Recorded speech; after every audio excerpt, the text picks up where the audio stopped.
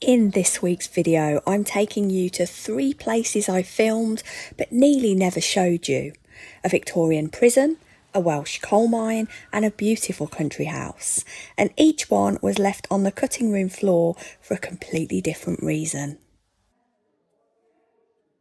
Hello and a warm welcome to Through Lucy's Lens, videos where I go somewhere interesting and hopefully you'll find them interesting too. If we haven't met before, my name's Lucy, I'm a social historian and I'm interested in the lives of extraordinary, ordinary people. So if you're new here, a subscribe would be really appreciated. However, moving on. This week's video is going to be a little bit different because I've been making this channel for quite a long time now, and I think anybody who makes things and loves things and puts them on the internet has a wobble every now and again, and that's definitely what's been happening to me. So I've been feeling a little bit stuck lately. Nothing terrible's happened, I'm certainly not going anywhere, but I suppose I've had one of those periods where I've started questioning myself a bit really. So what should I be making? What do people actually want to see? Am I doing this right? All these things have happened, and I don't think this ridiculous heat wave we've been having here in the UK has really helped my mood. However, I was thinking about a video, thinking about all of that, and I realised that I've got an entire collection of places that I filmed that I've never actually taken you along. Sometimes there wasn't enough footage. Sometimes I left a place perhaps with feelings that I wasn't sure how to put it into a film. And sometimes the reason I made the film was potentially more personal than historical. So I thought I'm going to show you these videos because sometimes it's nice to see what was happening behind the scenes. So today we're going to visit 3 completely different places from the archives that are all completely different. We're going to visit a prison, we're going to visit a pit, and we're also going to visit not a palace but a very palatial building. So this might be a terrible idea. This might be something that I regret doing. However, come for a day out with me. 3 different places, 1 video, all 3 places, different reasons why I never shared them with you in the first place. Gosh, that was a long intro. I do apologise. If you haven't switched off already, let's go. Our first piece of abandoned footage takes us back to Belfast and to Crumlin Road Gaol. I actually filmed enough here that it probably could have been a complete video, but when I got home I just couldn't bring myself to make it. Crumlin Road Gaol was designed by the architect Sir Charles Lanyon, with a layout that was influenced by Pentonville Prison in London. The first prisoners were received here in 1846. 106 of them arrived from the old county jail at Carrickfergus, having made the journey in chains. And from the beginning, this wasn't exclusively a prison for adult men. Women and children were imprisoned here too. Over the next 150 years, more than 25,000 prisoners would pass through Crumlin Road Gaol before it finally closed in 1996. And it's an extraordinary building. From the central circle, the wings stretch away from you, lined with cell after cell. Because the Victorian prison wasn't designed to simply contain people, the architecture was part of the prison system. Prisoners could be watched and controlled, their movements carefully managed, and large numbers of cells reached from one central point. There's even an underground tunnel beneath the jail, connecting to the prison directly, meaning that people could go to the courthouse opposite without ever seeing daylight. There are some surprisingly well-known names amongst the people who were held here. Suffragettes were imprisoned here in 1914. And Eamon de Valera, who would later serve as President of Ireland, spent around a month here in solitary confinement in 1924 after being arrested illegally for entering Northern Ireland. Then of course there's the prison's much more recent history. During the Troubles, Crumlin Road held both Republican and Loyalist prisoners who were eventually segregated within the prison. That is an enormously complicated period of history, and I'm not the person who's going to attempt to explain it in just a few minutes in a YouTube video.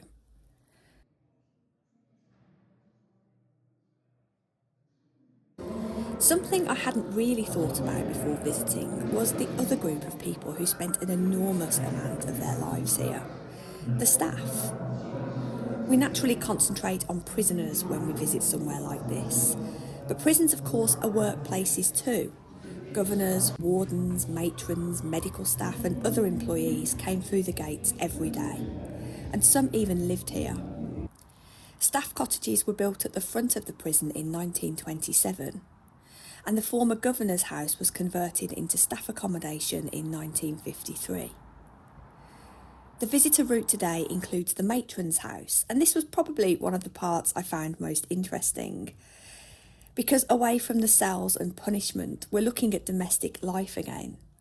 Someone lived here, someone made their tea, someone finished their shift and attempted, presumably, to have something resembling an ordinary evening in their home. I would have loved more of this here. What did working at a prison do to you?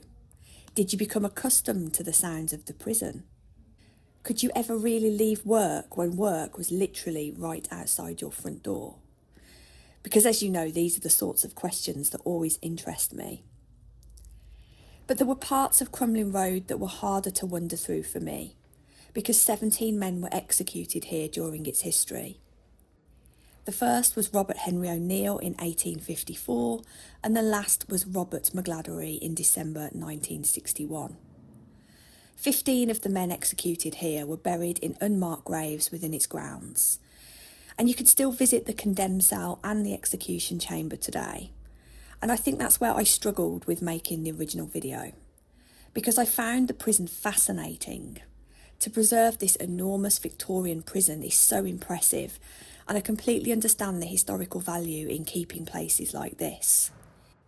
If buildings like this disappear, we also lose some of the physical evidence of what happened inside them. But I found this experience incredibly heavy, and of course that's personal to me. I've realised that I have quite complicated feelings about prisons as tourist attractions, particularly when the history is recent enough that what we're looking at isn't some distant abstract past. They're real people, and some of their families are still living. And I felt myself thinking about that a lot while I was here and afterwards. Apparently, this cell is called the paranormal cell. It's just a cell. It's just as horrible as all the other cells. I don't think you can really say that anything is particularly paranormal when you're in a place with such... There's so much energy here anyway, like how can one cell be more energetic than the other, huh? I've just been into Crumlin Road Gaol, and now I'm sat on the floor near the unmarked graves because it's the only place I could find to sit. My legs are hurting so bad. Oh, that drained me. I think that's the thing when you're an empathetic, you empath, you love history. Places like this jail drain me, and I always have to come and just kind of reflect afterwards. There are some areas of that jail I didn't go into. I chose not to go into the condemned man's cell, and I chose not to go into the area, the execution chamber. It's just not something, I know it happens.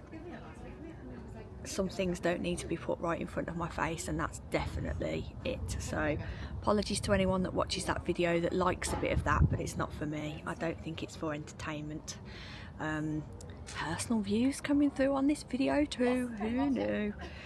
So what time is it? Oh, I don't even know what time it is, folks. What is it? 2:30. Yeah, because that's what left me feeling a bit... Oh, and a car horn. Brilliant. There you go. Another real life YouTube moment right there. Today, Crumlin Road is not only a museum, the restored building is also used for conferences, events and weddings. And again, that's not a criticism. Finding sustainable new uses for historic buildings can be the very thing that saves them. But personally, I couldn't quite separate the building from what had happened here. and I left feeling quite drained. And that's why I think the footage sat on my computer for so long. I just couldn't find the right tone. I didn't want to sensationalise it. I didn't want to make light of it. And I certainly didn't feel qualified to squeeze some of the most enormously complicated political history into a 30-minute YouTube video. So I didn't. But I am glad I visited, and I'm glad the building survives. But I think perhaps this is just one of those places that hadn't got my name written all over it, and that's fine. Okay, so let's move on to our next canned location. And this one's completely different because I loved Big Pit. And you're probably wondering, Lucy, if you loved it so much, why didn't we get a video? Well, that's a very good question. We arrived on an absolutely freezing day and the underground tours were fully booked. And quite a lot of the experience either couldn't be filmed or simply didn't give me enough footage to build one of my usual videos around it. Which was actually really annoying because this place is so up our street.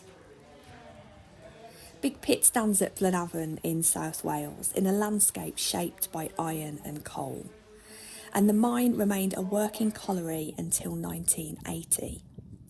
It opened as a museum just 3 years later in 1983 and eventually became part of the Museum of Wales in 2001.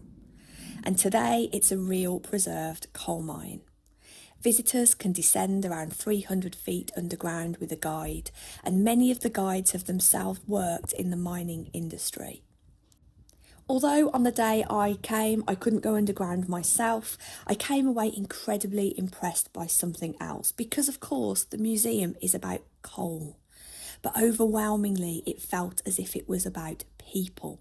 The miners, their families, their communities, the dangers they faced, the friendships they made, and the enormous physical effort involved in getting coal out of the ground. By the 19th century, Wales had become extraordinarily industrialised. The 1851 census was the first in the world to record a nation with a greater population of its workforce employed in industry than agriculture. Coal, of course, helped power factories, railways, ships and homes far beyond the valleys where it was mined. But behind every tonne of coal was somebody's working day. And as you know, I'm always most interested in somebody's working day. Which brings us to the Pithead baths. Look at them. I loved them. I wanted you all to be here with me to get excited. If you've watched this channel for any length of time, you'll know that I spend, frankly, an unreasonable amount of time discussing how people wash themselves. And I make no apology for that. Because before facilities like this existed, a miner could finish a physically exhausting shift underground, covered in coal dust, sweat and mine water, walk home and then have to have a bath in front of the fire. And that didn't create more work for the miner. It created an enormous amount of work for the women at home. Museum Wales describes keeping the home free of that dust as a constant and back-breaking task. Campaigners had been arguing for proper pithead washing facilities since the late 19th century. And the first pithead baths in Wales opened at the Deep Navigation Colliery in Treharris in 1916. Then from the 1920s, the Miners' Welfare Fund helped finance a much larger programme of baths like this across Britain's coalfields. The money came partly from a levy on every tonne of coal mined, and the pit's own baths here opened in 1939. From that point onwards, the men here could shower and change before going home. But apparently, not everybody was initially thrilled about it. Some miners were uncomfortable with the idea of undressing and washing communally, and there were even fears that washing before travelling home might somehow make them ill. The concept of a shower was unfamiliar enough that miners were given instructions explaining how to take a shower, which to me is one of those amazing little reminders that something completely ordinary to us can represent an enormous cultural change. I think the building is beautiful, By the 1930s, the Miners' Welfare Committee had developed a recognisably modern architectural style for the pithead baths. Flat roofs, clean lines, lots of glass and natural light. Big Pit was rendered white, making this remarkably wonderful and modern-looking building stand out amongst the other darker industrial structures surrounding it. I guess I love this most because this wasn't a grand building made for an owner. This was architecture being used to improve the everyday lives of working people. No longer was there a trail of coal dust through the house, something incredibly mundane that must have felt completely transformative. And that's why I think I loved Big Pit so much. There are so many little pieces of lives here. Snuff boxes, Davy lamps. It's wonderful. And I came away from this visit, I think I bought 5 books, 5 autobiographies of miners. It really did spark something for me, and I'm sorry I couldn't show more of it, but if you are in the area, absolutely recommend a visit here.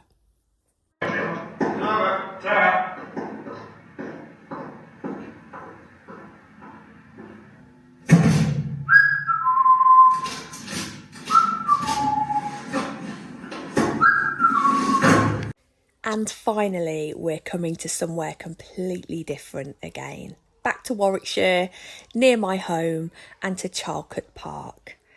This one didn't really make the channel because I'm not entirely sure if I filmed it for you or did I film this one for me. Charlecote is spectacular. The estate appears in the Domesday Book, and the Lucy family connection began in 1189 when William de Charlecote married Cecily de Lucy.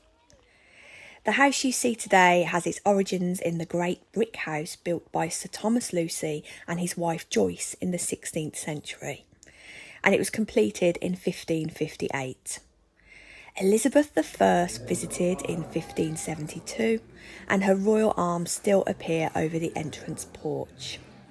Although Charlecote is slightly deceptive, because much of what you see looks Elizabethan, but it's actually the result of a huge 19th century transformation.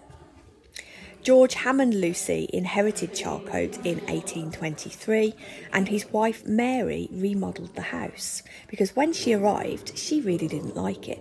She said it was very cold with old rattling windows, and having visited many historic houses in the winter, Mary, I completely believe you. There's also a famous Shakespeare story attached here. According to a tradition first written down long, I may add, after Shakespeare's lifetime, apparently a young William Shakespeare was caught poaching deer here and brought before Sir Thomas Lucy. It's a wonderful story. Whether it actually happened or not is another matter. And I know what some of you are like, so I've put the word legend firmly around this one before somebody writes me an essay in the comments. But none of these things are actually why Charlecote is in this video. There is a wonderful servants' quarters here, because if you can give me a beautiful Elizabethan mansion, I will find the laundry, I will find the kitchen. And Charlecote has some extraordinary surviving working spaces. There's a brew house, laundry, scullery, tack room, carriage houses, and an amazing Victorian kitchen. The kitchen is actually regarded by the National Trust as one of the best surviving Victorian kitchens in Britain. And this is the Charlecote that I wanted to film, not really the grand rooms, this bit. Because however spectacular a country house is, somewhere behind the scenes is always more interesting to me. Somebody's peeling potatoes, washing sheets, carrying coal, wondering who has rung that bell again. Can you please not? I'm trying to have a little break here. The human stories, but sadly I just didn't film enough of it. There wasn't enough for a complete Through Lucy's Lens video here. It was really busy, very difficult to get shots without other people's faces in it. And normally that would have been the end of it, except I want to tell you that Charlecote is one of the reasons that this channel exists at all.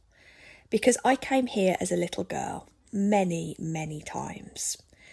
My parents used to bring me here on a Sunday, and I have incredibly fond memories of wandering around this house and park with them. And of course, the Lucy family lived here. If you're a little girl called Lucy and somebody takes you to an enormous Tudor house belonging to a family also called Lucy, obviously you're going to decide in your imagination that there's some kind of connection. I don't believe I ever established exactly what my claim to the estate was, but I'm still waiting. I think places like this quietly did something to me. I didn't know I was going to become a social historian. I didn't know that in my 40s I was going to start sharing my love of this subject with you all. But I knew I loved being at places like this. I loved old rooms and imagining the people who'd walked through them. And even then, I was always more interested in the domestic spaces. So coming back to a place like this as an adult always feels lovely. And perhaps this is the right place to finish this slightly unusual video, because I've been worrying a lot lately about what makes a good video, whether I've chosen the right place, will people click on it, is the channel growing, and all the other things that creep into your head when something you started because you loved it becomes something you also have to think a little bit strategically about. I'm not a very good YouTuber, folks. But I found this footage and it reminded me that I was wandering around places like this long before anybody was watching. I love them now and I loved them when I was little. So perhaps occasionally I need to remember that. So these were 3 places I nearly didn't show you. Thank you for coming with me, and to the outro. Thank you as always for watching. Before I leave the video here, I just want to give a really heartfelt thank you to subscribers, to you, to the people who watch every single week. Lately, I've not had so much time to come and answer all your comments personally, which you know I've always done. I very, very rarely don't leave a personal comment, but there's a lot of them and it's been difficult to keep up. So I just want to say thank you to every single one of you. You show up week in, week out. It doesn't matter what the video's about. I'm just going to say some names off the top of my head. Auntie Linda, Stephen, Karen, K-Sweet, Pablo, Stefan. Let me think of some more. They'll start flowing. Maria. There's so many of you, like genuinely, I notice every single one and I'm so thankful for your support. Roy, see, they're all coming to me now. So thank you. I couldn't do this without you. This is a personal project. This is something that I've wanted to do and I do it for me really, but having you along for the journey makes such a difference. So massive back catalogue now, friends. So please do enjoy more if you liked that little intro to what I do. And we'll be back at it. I'm trying to make things a little bit more weekly. I've got some incredible stuff lined up, some incredible films that I've made, but I haven't been able to show you them because people have asked, please don't release this till September, or they've given me timescales. So there's some really good stuff coming up, which stay with me. Love you all. Until the next time. See you later. Goodbye.